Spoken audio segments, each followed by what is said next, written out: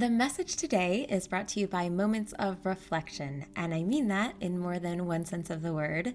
It also ties nicely into my very first video, bringing it all full circle. It's like you're my mirror. Have you heard this expression that we're all just mirrors reflecting back to each other what we like or don't like about ourselves? This became more clear to me when Prince E, if you don't know who he is, look him up, he's amazing, posted this. Your perception of me is a reflection of you, and my reaction to you is an awareness of me. My reflection in everything I do. To make this clear, I was at an event with two friends of mine, and I was talking to someone who I knew through these friends, and her significant other walks up, and I can tell she's not too happy. So I try to be nice and give her a compliment, and I say, I like your dress, because I did. And she said, oh, you already said that earlier. And I said, oh, I did? I didn't. And I said, oh, okay, well then, still true. And I kind of slide out of the situation because it was very strange. And then I find myself a little bit later in the same kind of group when she was also, or in another group, but she was also there.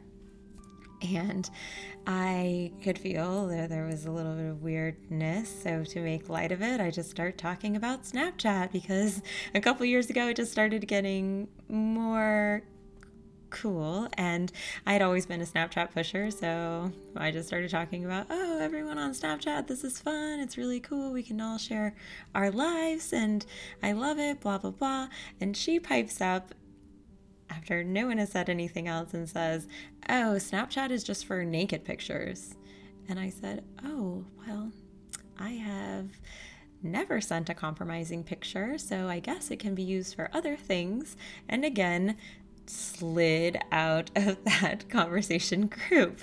And my friend Michael comes with me, and I just check in with him and I say, was she being mean to me? I can't tell if it was just me feeling that way or she actually was. And he said, oh yes, she was.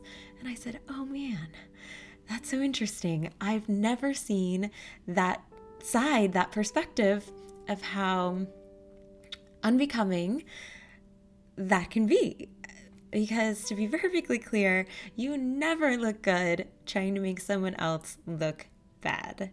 And this ties back around to my first jealousy video. So when you feel this sense of jealousy, a good thing to do is to take a moment, remember why you feel that way. It's because you love that person, not because you don't. And it's just fear trying to make you feel this way. But instead, if you turn that feeling into love, remembering how you feel about that person, you can not reflect this unbecoming, ugly side of you and are able to reflect what you really want, which is to feel more love and secure in your situation.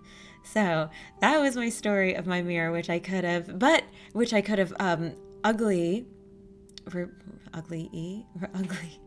don't know how to say this, reflected an ugly mirror back at her, but I didn't. I chose to take a step back and have an awareness of me and my situation with the mirror that was being shown to me, and I was able to learn from it and try not to be that girl who I may very well have been several times in my life, and I'm sorry, I would hope that I wouldn't be so openly mean to someone, but if I was, man, oh man, I am very sorry, and that is something I would never do again because I was able to learn that lesson at that time through that mirror. So you say, what do I do, B, in situations like that where I feel overwhelming jealousy or I really do feel threatened? You love those people more. That's it. You don't give any reason to let anyone see you any less becoming than you are.